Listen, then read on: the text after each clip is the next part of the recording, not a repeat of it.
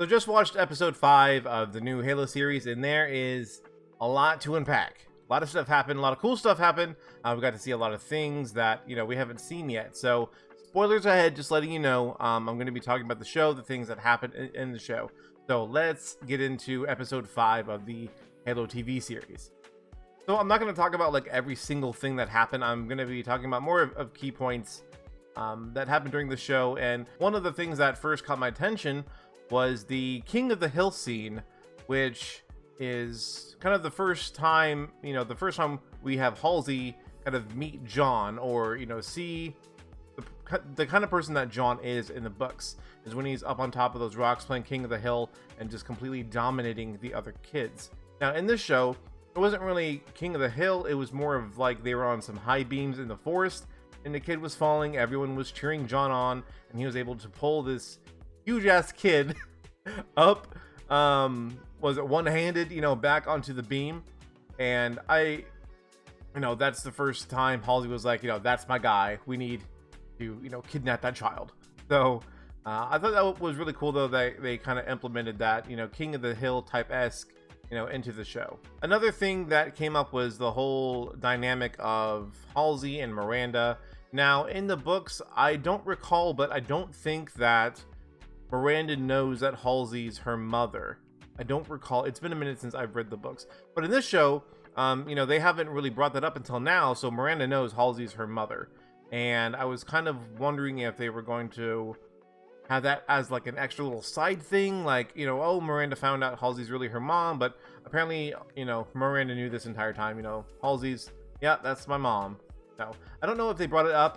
It would probably have to be in episode 2, if at all, if that was brought up, but it was pretty blatant here in this one. And then Kai gets into this like deep conversation with Vanek, and I think he has the best lines.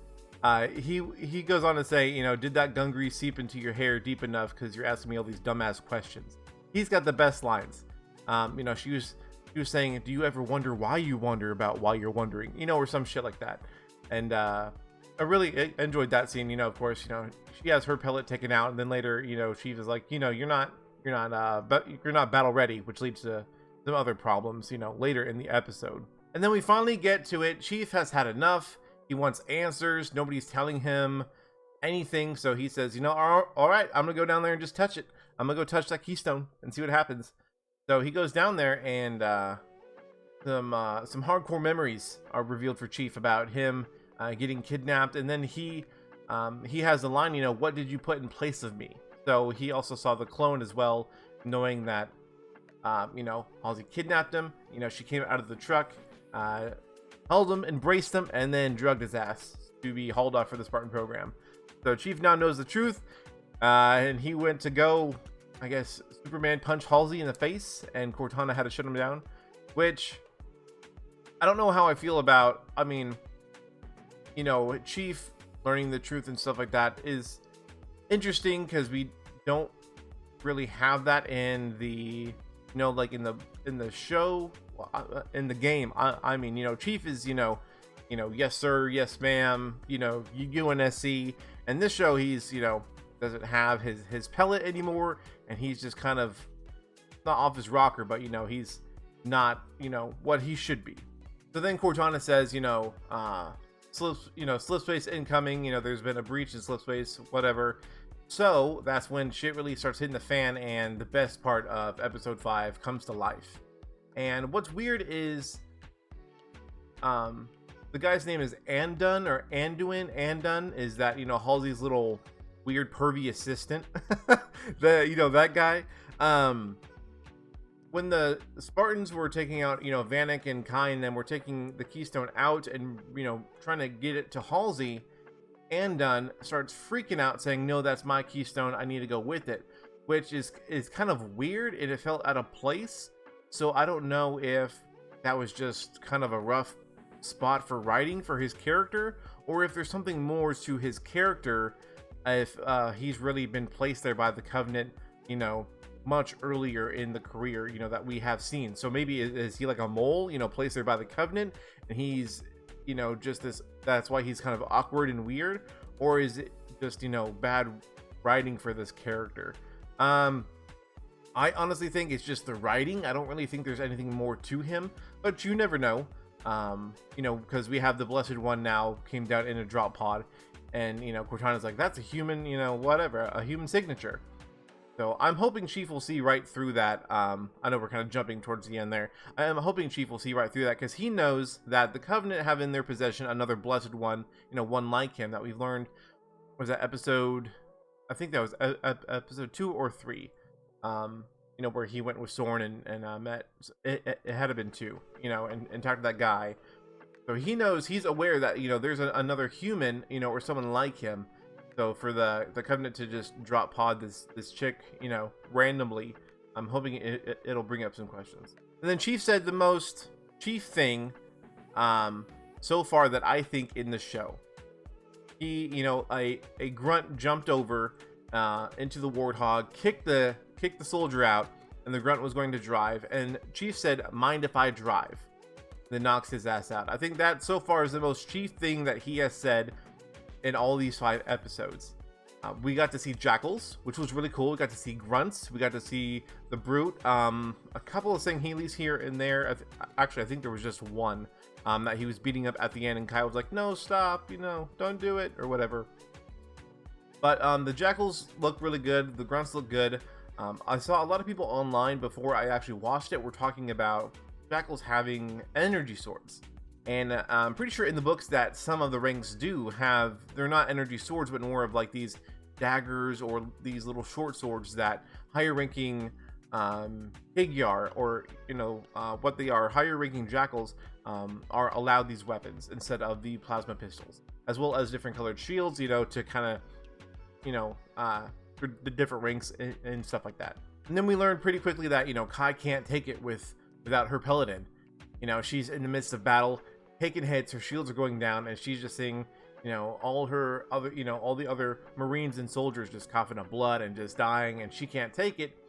So I'm sure they're gonna run a diagnostics, if I can talk this morning, diagnostics on her, and be like, you know, hey, this is why we need to get that pellet back in. I kind of want Chief and Kai to just have their pellets put back in, but I know that's not gonna happen with Chief, because he doesn't get the experience, you know, he normally gets from the Forerunner stuff without his, you know, that pellet out of him. So, and with all that, we do get a little bit of Quan and Soren, and nothing really comes of it at all. We could have used none of that at all, and the show would have been fine.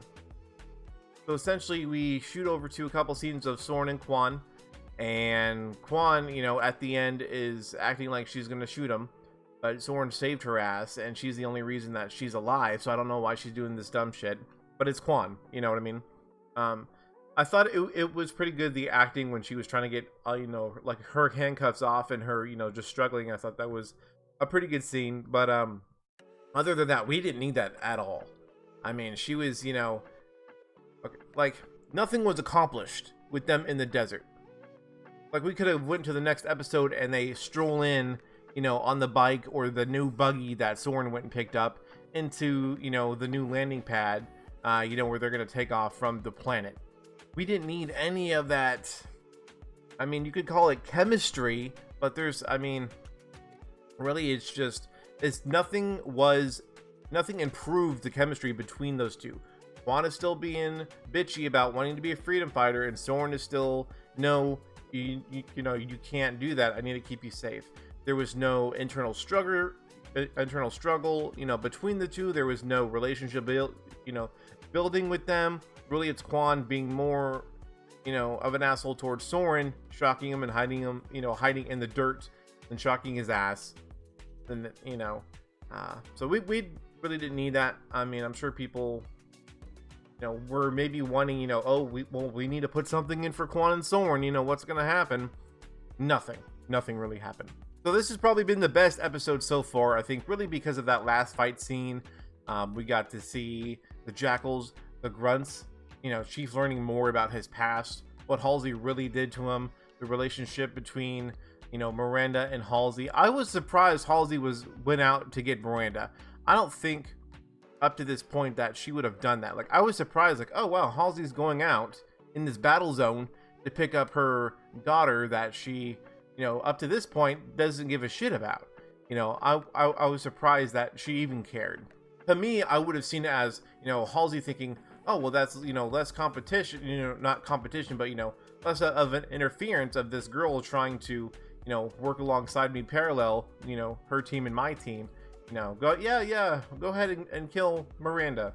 But no, she ran her ass out there and went and picked her up. So I guess good for her. That's it for, this review. If you guys like the show, let me know what you guys thought of it. I know a lot of people are really nitpicking about, like, oh, jackals are supposed to be this height and this height, this doesn't compare to the tent and the other Spartans and grunts or blah blah blah. You can't be nitpicky with the show. Anything that's gonna correlate from the books to the movies, everyone knows it's not going to be the same. It's not. It's just not. Rarely does it happen. But let me know what you guys thought of the show. I really enjoyed this one. This one and the last one were probably my two favorite ones. Was Homecoming and this one. So that's gonna be it for me today. So hope you guys have a great day, great night, wherever you are, and I will see you in the next one.